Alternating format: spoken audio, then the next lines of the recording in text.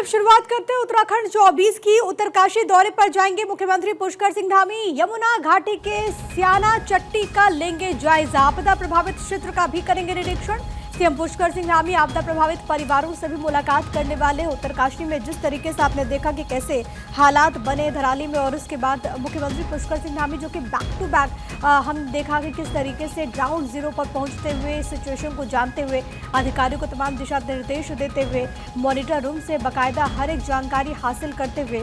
और अब खबर यह है कि यमुना घाटी के स्याना चट्टी का वो जायजा खुद लेने पहुंचेंगे, आपदा प्रभावित क्षेत्र का वो निरीक्षण करेंगे, वहां पर जो कदम उठाए जा रहे हैं उसके बारे में इंफॉर्मेशन भी हासिल करेंगे। पंकज राणा मेरे सहयोगी इस वक्त लाइव कनेक्टेड है।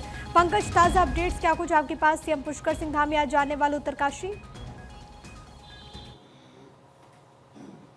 प्रिय देखिए, 11:30 बजे मुख्यमंत्री का देहरादून से उत्तरकाशी जाने का कार्यक्रम है और 12 बजे वो बड़कोट के हेलीपैड पर पहुंच जाएंगे और वहां से यमुना घाटी का जो स्यान चट्टी क्षेत्र है वहां पर जाकर निरीक्षण करेंगे, क्योंकि स्यान चट्टी क्षेत्र में पिछले दौरान भूस्खलन की वजह से यमुना घाटी का जो जलस्तर है वो रुक गया था और वहां पर तकरीबन 6 से 7 गांव प्रभावित हुए थे, जहां पर झील बनने से लोगों के घरों में पानी घुस गया था। उन सबका वहां पर विस्थापन किया जाना है और किस तरह से वहां पर लोगों को राहत दी जानी है, तमाम चीजों का स्थलीय निरीक्षण करेंगे। ये मुख्यमंत्री का शुरू से ही रहा है कि जब भी प्रदेश में किसी भी तरह के हालात बने हैं या आपदा की स्थिति बनी है तो मुख्यमंत्री तुरंत ग्राउंड जीरो पर पहुंचते हैं। आज कैबिनेट बैठक थी, लेकिन मुख्यमंत्री ने कैबिनेट बैठक स्थगित करके वहां जाना उचित समझा जहां आपदा प्रभावित लोग हैं।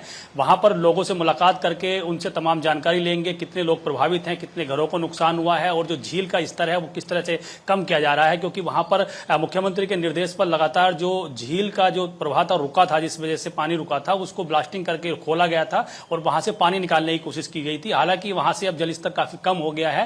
जो प्रभावित क्षेत्र हैं वो अभी लोगों को थोड़ी दिक्कतें वहां हो रही है आने जाने में, और वहां पर राशन तमाम सामग्री पहुंचाई जा रही है। आपदा की टीमें वहां लगातार जुटी हुई हैं। फिर भी मुख्यमंत्री ने ये उचित समझा कि आपदा प्रभावित क्षेत्रों के दुखों पर कैसे मरहम लगाया जा सकता है, कैसे उनसे उनकी जानकारी ली जा सकती है। तो इसलिए खुद मुख्यमंत्री ने यह तय किया है कि वो वहां के प्रभावित क्षेत्रों में जाएं और लोगों से मुलाकात करें। आज मुख्यमंत्री सबसे पहले वहां ग्राउंड जीरो पर जाएंगे और पैदल वो निरीक्षण करेंगे। उसके बाद जो जिलाधिकारी हैं प्रशांत आर्य, उनके साथ उनकी मीटिंग होगी, तमाम अधिकारी से मौजूद रहेंगे, उनसे जानकारी लेंगे कि स्याना चट्टी क्षेत्र में कितने गांव प्रभावित हुए हैं, कितने लोगों को नुकसान हुआ है, कितने घरों में पानी घुसा था, मलबा घुसा था और कितने लोग उससे आगे उनको किस स्तर पर मुआवजा दिया जाना है। जो तमाम चीजें की जाएंगी, क्योंकि देखिए धराली की आपदा आपने देखी कि पहले ही दिन जब धराली में आपदा आई थी और जिस तरह के हालात बने थे, मुख्यमंत्री ग्राउंड जीरो पर पहुंचे। धराली की बात करें तो मुख्यमंत्री ग्राउंड जीरो पर पहुंचकर तमाम चीजों की निरीक्षण करते हैं, वहां पर अपडेट लेते हैं। तो आज फिर मुख्यमंत्री ने तय किया है कि उत्तरकाशी के बड़कोट क्षेत्र में जो स्यान चट्टी क्षेत्र है, जहां पर झील बनने से काफी गांव प्रभावित हुए थे,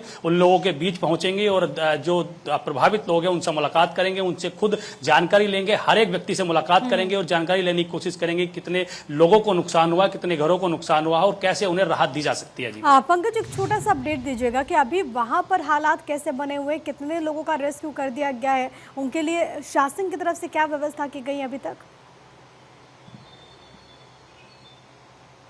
देखिए, वहाँ जब झील बनी थी तो उसी वक्त जो प्रशासन की टीमें हैं वो मौके पर पहुंच गई थी। पिछले हफ्ते की ये बात है, जब भूस्खलन होने की वजह से जो यमुना नदी का जलस्तर है वो रुक गया था। फिर उस गांव के तमाम लोगों को अलग अलग जगह विस्थापित कर दिया गया था। हालांकि अब वहाँ जो यमुना नदी का जलस्तर है, जो झील बनी थी, वो पूरी तरह से कम हो गई है और लगातार वहाँ पर मॉनिटरिंग की जा रही है। वहाँ पर तकरीबन 50 से 100 लोगों को विस्थापित किया गया था। उससे ज्यादा भी संख्या ये हो सकती है, क्योंकि जहां जहां भी इस तरह की सूचना मिल रही थी कि वो घर प्रभावित है, उन लोगों को अलग अलग शिफ्ट किया जा रहा था। और लगातार जो मुख्यमंत्री की टीम है या यूं कहें कि जिला प्रशासन की टीम है, वो लगातार वहां पर मॉनिटरिंग कर रही है। जिन क्षेत्रों में भी आपदा आई है वहां पर लगातार उनकी मॉनिटरिंग की जा रही है। तो ये कह सकते हैं कि आपदा प्रभावितों को पूरी तरह से तत्काल तौर पर राहत और बचाव कार्य के लिए टीमों ने उसी वक्त से काम शुरू कर दिया था। ग्रामीण लोगों को, क्योंकि उनके मन में ये बात है कि जब लगातार इस तरह की स्थिति बन रही है तो कैसे उनके आगे जीवन यापन होगा, तो ये थोड़ी चुनौती उनके सामने बन रही है। इसीलिए मुख्यमंत्री उनको आश्वासन देने, उनसे मिलने, उनको दुखों को बांटने के लिए ग्राउंड जीरो पर जा रहे हैं, ताकि लोग ये आश्वस्त हो सके, ये